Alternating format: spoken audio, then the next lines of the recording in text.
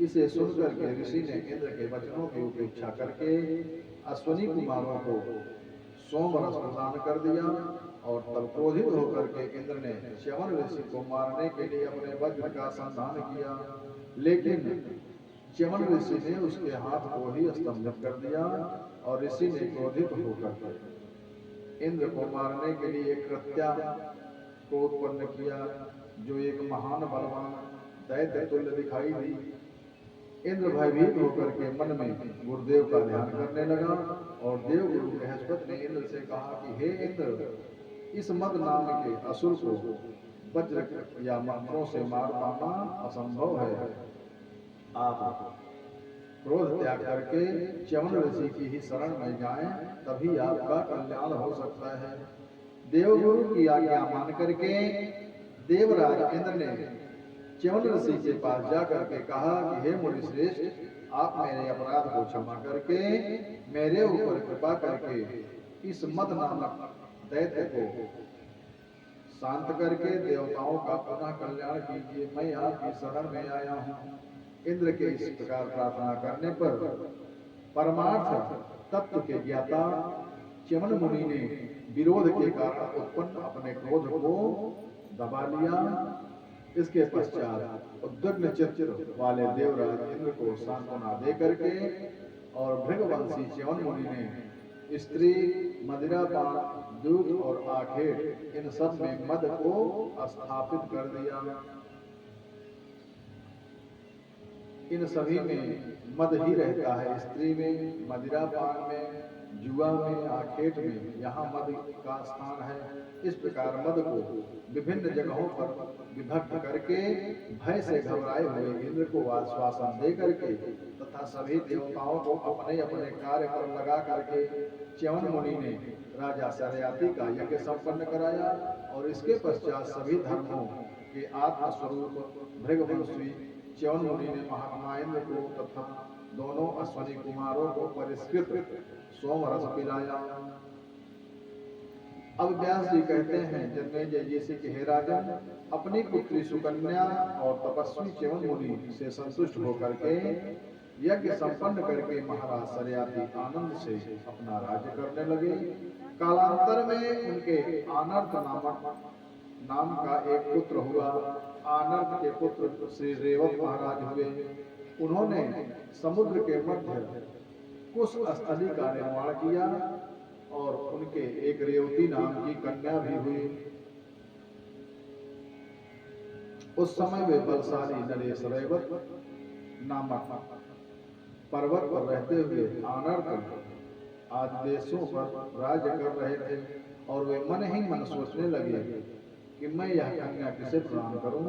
अतः सर्वज्ञ तथा देव पूजित ब्रह्मा जी के पास जाकर के उन्हीं से पूछ लूं।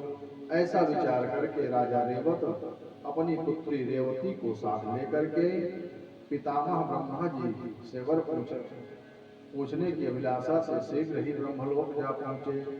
इसे सुनकर के जन्मेजय जी कहते हैं कि हे मुनि, राजा रेवत अपनी पुत्री के साथ ब्रह्मलोक कैसे पहुंच गए? आप मेरे इस संदेह को दूर कीजिए। अब व्यास जी कहते हैं जन्मेजय जी से कि हे राजा, पवित्र मन और सदा धर्म पर चलने वाले सदाचारी मनुष्य भी ब्रह्मादि लोकों में चले जाते हैं। सुमेर पर्वत शिखर पर ही इंद्रलोक, संयमनीपुरी, सत्यलोक, कैलाश और वैकुंठ आदि लोक प्रतिष्ठित हैं। वैकुंठ को ही वैष्णव पद कहा जाता है। मनुष्य शरीर धारण करने वाले कुंती पुत्र अर्जुन इंद्रलोक में 5 वर्ष तक आनंद से रहे थे तथा ककुस्थ आदि राजा भी मानव शरीर से स्वर्ग आदि लोकों में जा चुके थे। एक बार महाराज महामिश्र भी गए थे और वहां उन्होंने गंगा जी को शरीर पर से हवा द्वारा उड़ जाने के कारण वस्त्र रहित अनावृत अवस्था में देख लिया था और काम विचार आया था। तब गंगा जी भी मुस्कुरा दी थी। यह सब ब्रह्मा जी ने देख लिया था और उन दोनों को पृथ्वी पर जन्म लेने का शाप दिया था। दैत्य और दानव भी विष्णु भगवान के पास कई बार प्रार्थना करने गए थे। महाराज मुचुकुंद और महाराज दशरथ भी देवताओं की सहायता के लिए दैत्यों से युद्ध करने जा चुके हैं। हे राजन, आपको इस बात पर संदेह नहीं करना चाहिए। ब्रह्मलोक में पहुंच करके महाराज रेवत ने फिर क्या किया था, जन्मेजय जी व्यास जी से पूछते हैं। अब व्यास जी कहते हैं कि हे राजन, महाराज रेवत जब ब्रह्मलोक में पहुंचे तब उस समय पर वहां गंधर्वों द्वारा संगीत का आयोजन किया जा रहा था और महाराज उसे देख करके आनंदित हुए। संगीत बंद होने पर महाराज रेवत ने ब्रह्मा जी से पूछा कि हे प्रभु, आप मेरी सुलक्षणा कन्या रेवती के लिए कुलीन बलवान और सर्वगुण संपन्न कोई राजकुमार मुझे बताइए, जिससे मैं उसके साथ में उसका विवाह करके आनंदित हो जाऊं। अब ब्रह्मा जी कहते हैं कि हे राजन, आप जिन राजाओं का विचार करके आए थे उनके पुत्र पौत्र और वंश भी नहीं रहे हैं। आपकी पुत्री और वंशज भी नष्ट हो चुके हैं। इस समय वहां 27वां द्वापर चल रहा है।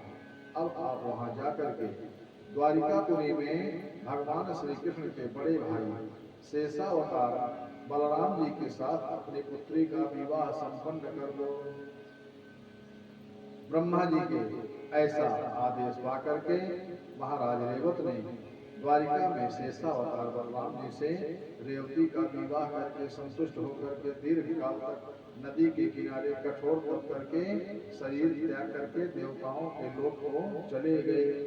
इसे सुनकर के महाराज जन्मेजय जी कहते हैं कि हे व्यास जी, मुझे इस बात का बड़ा आश्चर्य हो रहा है कि महाराज रेवत ब्रह्मलोक में 108 युगों तक रहे, फिर भी उनकी आयु पर कोई प्रभाव क्यों नहीं पड़ा, जबकि पृथ्वी पर उनके वंशजों का नामो निशान भी नहीं रहा था और रेवती और महाराज की उम्र वैसे ही कैसे रह गई।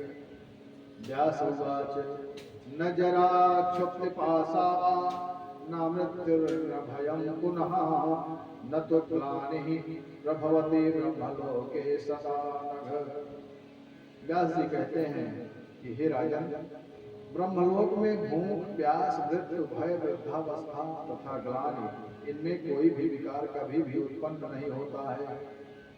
वहाँ जो जैसे हैं उसी स्थिति में रहते हैं। जब राजा रेवत वहां से सुमेर पर्वत पर चले गए तब राक्षसों ने सरियाति वंश की संततियों को नष्ट कर डाला और वहां के सभी लोग भयभीत होकर के कुछ स्थली छोड़ करके इधर उधर भाग गए।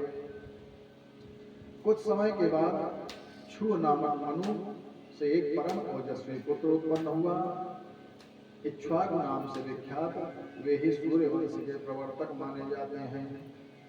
नारद जी के उपदेश से और उनसे श्रेष्ठ दीक्षा प्राप्त करके उन्होंने वंश वृद्धि के उद्देश्य से भगवती के ध्यान में निरंतर संलग्न रह करके कठोर तपस्या की। उन महाराज इक्ष्वाकु के समय पर 100 पुत्र उत्पन्न हुए, जिनमें से 50 पुत्र उत्तरापथ के शासक हुए और 48 पुत्र दक्षिणशील देशों के अधिपति हुए। शेष बड़ा पुत्र विकुक्षी और एक पुत्र महाराज की सेवा में रहने लगा। और एक बार राजा ने विकुक्षी को अष्ट श्राद्ध के लिए कब्य लाने जंगल में भेजा। जंगल में जाकर के उसने श्राद्ध कब्य एकत्रित किया, परंतु उसका कुछ अंश स्वयं खा लिया। जब वह कब्य वशिष्ठ जी को दिया गया तो उन्होंने कहा कि यह कब्य अनुपयुक्त है, क्योंकि यह जूठा हो चुका है और जूठा भोजन श्राद्ध में नहीं लिया जाता है। जब यह बात राजा को पता पड़ी तो उसे राज्य से निकाल दिया गया। विकुक्ष ने श्राद्ध कब्य में से कुछ अंश भूख में खाया था, राजा ने उसका त्याग किया, परदेश उसे भिजवाया था। देश से निकाले जाने से उसका नाम ससाद पड़ गया था और वहां पर वह जंगल के फल फूलों पर आश्रित रह करके धर्मपरायण होकर के जीवन यापन करने लगा। पिता की मृत्यु के पश्चात ससाद राजा बना और उसने अनेक यज्ञ किए। उस अयोध्या नरेश ससाद के ककुस्थ नाम का एक प्रतापी पुत्र हुआ, जो इंद्रवाह और पुरंजय नामों से भी विख्यात हुआ। उस राजकुमार के 3 नाम किस कारण से पड़े, ऐसा प्रश्न जन्मेजय जी व्यास जी से पूछते हैं। तब व्यास जी कहते हैं कि हे राजन, ससाद के स्वर्गवासी होने पर काकुस्थ राजा बना और अयोध्या नरेशों की परंपरा के अनुसार शासन करने लगा था। उसी समय देवता दैत्यों से पराजित होकर के इंद्र को साथ ले भगवान विष्णु के पास पहुंचे और अपना दुख निवेदित किया। अब भगवान विष्णु कहते हैं कि हे देवताओं, तुम अयोध्या नरेश काकुस्थ जो मां भगवती के कृपा पात्र हैं, वे तुम्हारी सहायता अवश्य करेंगे और उनके पास जाकर के सहायता की याचना करो। सभी देवता मिलकर के राजा काकुस्थ के पास जाकर के कहने लगे कि हे महाराज, हम भगवान विष्णु के भेजे हुए यहाँ आए हैं, आप देवराज इंद्र के सखा बन करके मां भगवती की कृपा से दैत्यों को परास्त कीजिए। महाराज काकुस्थ कहते हैं कि आप आए हैं तो आपका स्वागत है, आपका कार्य अवश्य होगा। पराए काम जो आए उसे इंसान कहते हैं, सताता जो गरीबों को उसे हैवान कहते हैं। हे देवताओं, आप सब आए हैं तो आपके कार्य के लिए हम जरूर विचार करेंगे। परहित में जो जन काम करे वो ही मानव कहलाते हैं, और जो काम किसी के नहीं आते वे जीवन व्यर्थ कमाते हैं। जो कष्ट और के हरते हैं प्राणी यदि सुख को पाते हैं, जो कष्ट दूसरों को देते ओलों की तरह गल जाते हैं। इसे सुनकर के इंद्र संकोच में पड़ गए और देवता कहते हैं कि हे देवराज, आप लज्जा छोड़ करके इस विपत्ति के समय में काकुस्थ का वाहन बन जाइए। भगवान श्री हरि ने भी बार बार यही कहा। तब इंद्र भगवान शिव के वृषभ जैसे अद्भुत वृषभ रूप में दूसरे नंदी जैसे उत्पन्न हो गए। तब संग्राम में जाने के लिए वे राजा उस वृषभ पर चढ़े और उसके ककुड पर बैठे। इसी कारण से वे काकुस्थ नाम वाले हो गए। उन्होंने इंद्र को अपना वाहन बनाया था, इसलिए वे इंद्रवाहक नाम से प्रसिद्ध हुए और उन्होंने दैत्यों के पुर नगर पर विजय प्राप्त की थी, इसलिए वे पुरंजय नाम वाले भी हो गए। इसके पश्चात उन महाबाहु काकुस्थ ने दैत्यों को जीत करके उनका धन देवताओं को दिया और फिर वहां से प्रस्थान करने के लिए देवताओं से पूछा कि इस प्रकार इंद्र के साथ राजर्षि काकुस्थ की मैत्री हुई और इनके वंश में उत्पन्न सभी राजा काकुस्थ नाम से प्रसिद्ध हुए। काकुस्थ का पुत्र अनेना हुआ, अनेना का पुत्र पृथु, विश्वरंभी, चंद्र, यवनाश्व, सामंत हुआ जिसने सामंतीपुरी बसाई थी। सामंत बृहदस्व कुवलयाश्व ने धुंध नाम के दैत्य को मारा था, तभी से उनका नाम धुंधमार नाम से प्रसिद्ध हुए। उसका पुत्र ऋणाश्व, हर्यश्व, निकुंभ, वर्णवास, कृशाश्व, प्रसेनजित और यवनाश्व मानधाता नाम के पुत्र हुए, जो माता के गर्भ से जन्म लेकर के पिता के उदर से पैदा हुए थे। उनको पिता की कुक्षी का भेदन करके निकाला गया था। मानधाता ने भगवती को प्रसन्न करने के लिए महातीर्थों में 1008 मंदिरों का निर्माण करवाया। अब जन्मेजय जी कहते हैं कि हे व्यास जी, आप मानधाता के जन्म का वृत्तांत विस्तार से बताने की कृपा करें। अब व्यास जी कहते हैं कि हे राजन, धर्मनिष्ठ राजा यवनाश्व संतानहीन थे। उन्होंने संतों ब्राह्मणों से आश्रम में अपना संतानहीन होने का दुख बताया और कहने लगे कि मेरी 100 रानियां हैं, लेकिन मेरे कोई भी पुत्र नहीं है। बिना पुत्र के न तो सदगति होती है और न तो स्वर्ग ही मिलता है। पुत्र न होने का कष्ट मानस में भी महाराज दशरथ को भी हुआ था।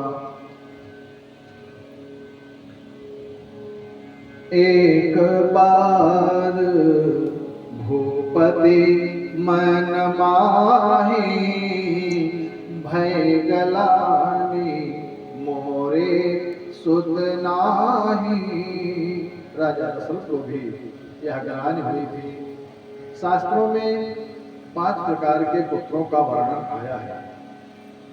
पहला न्यासानुबंधी, दूसरा ऋणानुबंधी, तीसरा वैरानुबंधी, चौथा उपकारानुबंधी और पांचवा उदासीन। न्यासानुबंधी पुत्र वह है जब कोई धरोहर को नहीं देता है, बेईमानी कर लेता है, तो उसे न्यासापहारक, धरोहर हजम करने वाला कहते हैं। तब धरोहर रखने वाला उसके यहाँ पुत्र बन करके जन्म लेता है। पढ़ाई, विवाह आदि में जितनी धरोहर थी उतना खर्च करके वह मर जाता है।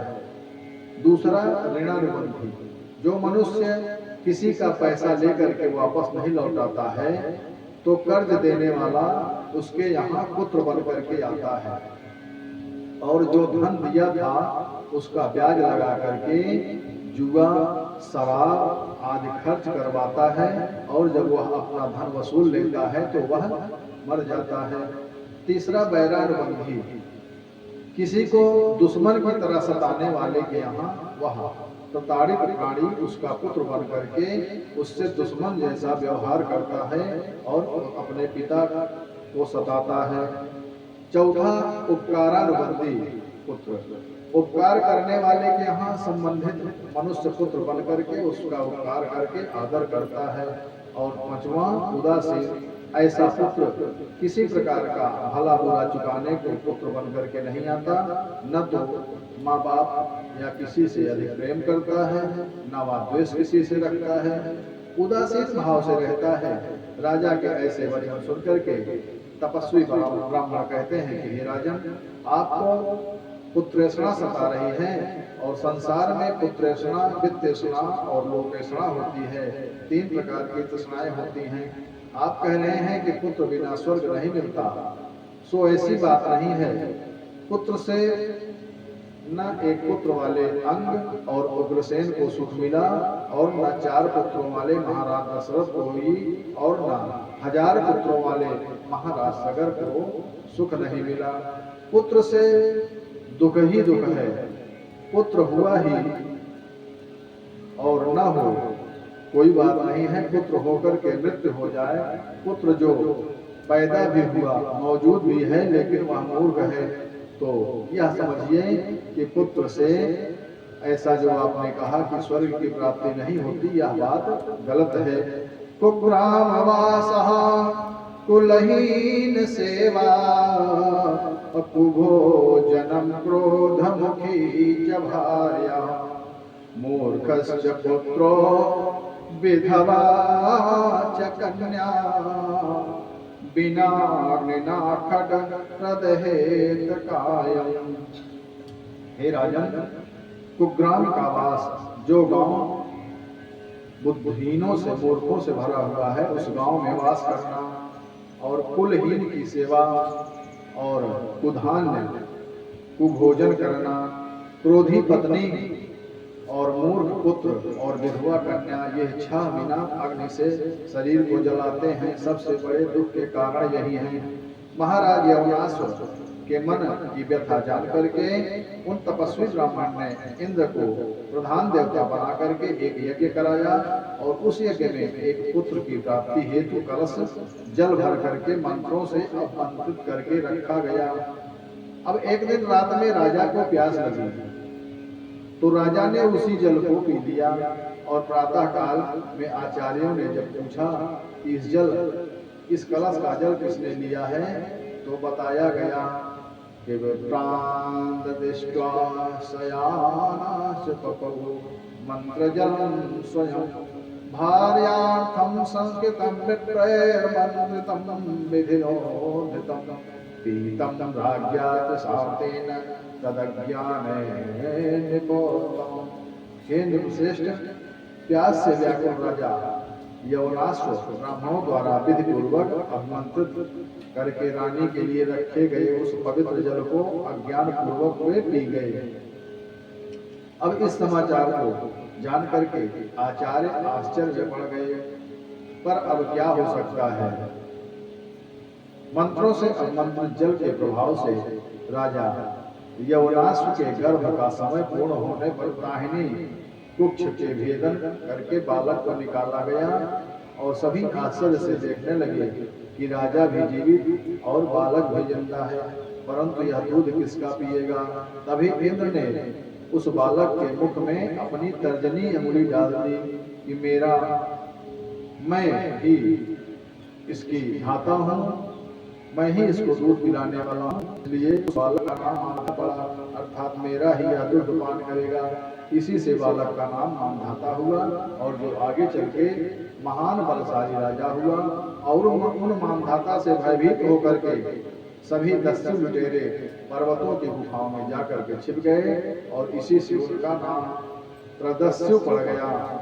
इन्होंने महाराज शशिबिंदु की पुत्री से, जो सर्व संपन्न तथा रूपवती थी, बिंदुवती से विवाह किया था और उससे पुरुकुत्स मुजुकुंद पैदा किए। पुरुकुत्स के अरण्य नाम का पुत्र हुआ और अरण्य का बृहदस्व या हरियस्व। त्रिधर्मवा अरुण का पुत्र सत्यव्रत हुआ, जो स्वेच्छाचारी, कामी और लोभी था। एक बार उसने एक विप्र कन्या का विवाह मंडप से हरण कर लिया। पिता ने राज्य से उसे निकाल दिया। अपने पिता को कुपित देख करके वह बार बार कहने लगा कि मैं कहाँ जाऊँ। तब राजा अरुण ने उससे कहा कि तुम चांडालों के साथ रहो। विप्र की भार्या का अपहरण, ब्राह्मण की पत्नी का अपहरण करके तुमने चांडाल का कर्म किया है, इसलिए अब तुम उन्हीं के साथ संसर्ग करते हुए स्वेच्छा पूर्वक रहो। अरे कुल कलंकी, तुझ जैसा पुत्र से मैं पुत्रवान नहीं बनना चाहता। तुमने मेरी सारी कीर्ति नष्ट कर दी है, इसलिए जहाँ तुम्हारी इच्छा हो वहाँ चले जाओ। पिता द्वारा निष्कासित करने पर अब सत्यव्रत चांडालों के साथ में रहने लगा। और एक बार राजा अरुण जब तप कर रहे थे तो उस समय इंद्र ने 12 वर्ष उनके राज्य में वर्षा नहीं की। और उसी समय विश्वामित्र ऋषि भी कौशिक नदी के तट पर तपस्या में लीन थे और उनकी धर्मपत्नी 3 पुत्रों को जब भूख से व्याकुल देखती तो दुखी होती, कहीं से भोजन नहीं मिलता तो दुखी होकर के रानी ने मझले पुत्र के विश्वामित्र की पत्नी ने मझले पुत्र के गले में रस्सी बांध करके और उसे बेच करके अपने भोजन की व्यवस्था बनाने को आगे चली। मन में सोचती कि मेरे पति इस समय तपस्या में हैं और बच्चों को मारना पाप है, कहीं से सहायता मिल नहीं रही है। तब आगे रास्ते में राजकुमार सत्यव्रत ने उस शोक संतप्त पर घबराई हुई तपस्विनी से पूछा कि हे देवी, आप इस बालक के गले में रस्सी बांध करके कहाँ ले जा रही हैं। ऋषि पत्नी विश्वामित्र की पत्नी कहती हैं कि हे राजकुमार, मैं ऋषि विश्वामित्र की पत्नी हूँ। मेरे पति तपस्या में रत हैं और भोजन का कहीं से भी कोई प्रबंध नहीं हो पा रहा है। इस पुत्र को बेच करके मैं अपना और अपने पुत्रों के भोजन आदि की व्यवस्था करूंगी। अब सत्यव्रत कहते हैं कि हे देवी, आप चिंता को त्याग दो, क्योंकि समय बदलता रहता है। जब तक आपके पति तपस्या से नहीं आते हैं तब तक मैं आपके आश्रम के पास वाले वृक्ष पर भोजन सामग्री प्रतिदिन ला करके टांग दिया करूंगा। आप इस बालक के गले से रस्सी खोल करके अपने आश्रम को चली जाओ। राजकुमार के ऐसा कहने पर अपने पुत्र के गले से रस्सी खोल करके विश्वामित्र की पत्नी अपने आश्रम को चली गई और गला बांधने के कारण उस बालक का नाम गालब पड़ गया, जो आगे चल करके बहुत बड़ा तपस्वी हुआ था। और राजकुमार प्रतिदिन भोजन सामग्री वृक्ष पर बांध आते और ऋषि पत्नी और बच्चों का आनंद से पालन पोषण होने लगा। एक दिन सत्यव्रत वशिष्ठ ऋषि के आश्रम में जाकर के यह सोचने लगा कि जब मेरे पिता मुझे देश निकाला दे रहे थे तब इन्होंने सत्य बात कह करके राजा से मुझे राज्य के बाहर जाने के संबंध में मेरी सहायता नहीं की थी। ताम जघान चुद्धार्थ क्रोधान मोहान च दस्युत वृक्षे बबंध तन्मा सम्मित्वा स्वयं भक्ष्यत। किसी दिन वन में आखेट के लिए गए सत्यव्रत को कोई मृग न मिलने पर घूमते घूमते वन के मध्य में पहुंचे और वहां पर उन्हें मुनि वशिष्ठ की दुधारी गाय दिखाई पड़ गई और भूख से पीड़ित रहने तथा मुनि वशिष्ठ पर कुपित होने के कारण अज्ञान पूर्वक राजकुमार सत्यव्रत ने एक दस्यु की भांति, एक चोर की भांति उसका वध कर डाला और सत्यव्रत ने मेरी दुधारी गाय को मार डाला। यह जानकारी होने पर वशिष्ठ ने कुपित होकर के उससे कहा कि अरे दुरात्मन, पिशाच की भांति गाय का वध करके तुमने यह कैसा पाप कर डाला।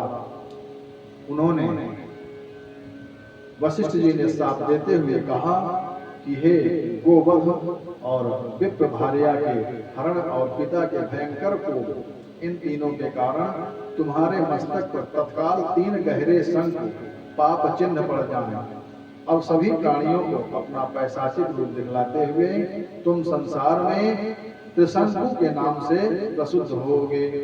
अब व्यास जी कहते हैं जन्मे जैसे कि हे राजन, वशिष्ठ से शापित हो जाने पर सत्यव्रत उसी आश्रम में रहते हुए किसी मुनि कुमार से श्रेष्ठ देवी मंत्र की दीक्षा लेकर के और भगवती जगदम्बा का ध्यान करके उस मंत्र का जाप करने लगे। मंत्र का जाप पूरा होने पर वह ब्राह्मणों के पास जाकर के कहने लगे कि हे ब्राह्मणों, आप मेरे कार्य की सिद्धि हेतु मेरा दशांश हवन कर दीजिए। ब्राह्मणों ने कहा कि हे राजकुमार, तुम पैशाचिकता से ग्रस्त हो, अतः यज्ञ के अधिकारी नहीं हो। ब्राह्मणों के ऐसा वचन सुनकर के उसने जंगल में से लकड़ी एकत्र करके चिता बना करके उसमें जलने को तैयार हुआ। तभी भगवती ने आकाश में प्रकट होकर के कहा कि हे राजकुमार, मरने से पहले मेरा वचन सुनो। आप यह दुष्प्रयास क्यों कर रहे हो? इस तरह अग्नि में देह त्याग मत करो। आप स्वस्थ चित्त हो जाओ। आपके वृद्ध पिता आपको राज्य सौंप करके तपस्या के लिए वन में जाने वाले हैं। हे वीर, शोक का त्याग करो। आपके पिता के मंत्रीगण आपको ले जाने के लिए परसों आएंगे और मेरी कृपा के प्रभाव से आपके पिताजी राज सिंहासन पर आपका अभिषेक करके और कामना पर विजय प्राप्त करके ब्रह्मलोक के लिए प्रस्थान करेंगे, यह सुनिश्चित है। इसके पश्चात नारद जी ने अयोध्या आकर के महाराज अरुण से सत्यव्रत का सारा हाल बताया। तब राजा अरुण ने पुत्र के दुख से दुखी होकर के प्रायश्चित स्वरूप मंत्रियों से उसे बुला करके अनेक उपदेश दिए और तीर्थों का जल मंगवा करके विधि विधान से राजा को राज सिंहासन पर आसीन करके स्वयं जंगल में तप करने के लिए चले गए। अब यह बात सुन करके जन्मेजय जी व्यास जी से कहते हैं कि हे व्यास जी, सत्यव्रत वशिष्ठ के द्वारा दिए गए शाप से किस प्रकार मुक्त हुए और शापित पुत्र को राजा अरुण ने अपने घर वापस क्यों बुलाया? कृपया आप मेरे इस संदेह को भी दूर कीजिए। इस बात को सुनकर के व्यास जी कहते हैं कि हे राजन, पिशाचत्वं गतं तस्य पापं चैव क्षयं गतं पिपामा च तेजस्वी संभूतस्य कृपामृतात्। मुनि वशिष्ठ के द्वारा शापित वह सत्यव्रत तत्काल पैशाचिकता को प्राप्त हो गया और इसके फलस्वरूप वह क्रूर, दुर्धर्ष तथा प्राणियों के लिए भयंकर हो गया। उसका चेहरा भयंकर हो गया। किंतु हे राजन, जब उस सत्यव्रत ने भक्ति पूर्वक भगवती की उपासना की, तब भगवती ने प्रसन्न होकर के क्षण भर में उसे दिव्य शरीर वाला बना दिया। भगवती की कृपा रूपी अमृत से उसकी पैशाचिकता समाप्त हो गई और उसका पाप भी नष्ट हो गया। अब वह पाप रहित था, अति तेजस्वी हो गया। भगवती की कृपा से वशिष्ठ जी भी प्रसन्न हो गए। अब सत्यव्रत जो त्रिशंकु नाम पड़ा था, प्रजा का शासन करके धार्मिक जीवन व्यतीत करने लगा। अनेक प्रकार से यज्ञों द्वारा भगवती की उपासना करने लगा। समय पर उनके हरिश्चंद्र नाम का एक पुत्र हुआ और बड़ा होने पर हरिश्चंद्र को युवराज बना करके और मानव शरीर से स्वर्ग सुख भोगने का विचार मन में करने लगे। एक दिन वशिष्ठ जी के आश्रम में जाकर के निवेदन किया कि आप मुझसे ऐसा यज्ञ कराइए कि मैं इस सशरीर स्वर्ग में चला जाऊं। अब वशिष्ठ जी कहते हैं, वशिष्ठ उवाच राजन् मानुष देहेन स्वर्गे वासा सुदुर्लभः मृतस्य हि ध्रुवं स्वर्गः कथितं पुण्यकर्मणा। वशिष्ठ जी कहते हैं कि हे राजन, मानव शरीर से स्वर्ग लोक में निवास अत्यंत दुर्लभ है।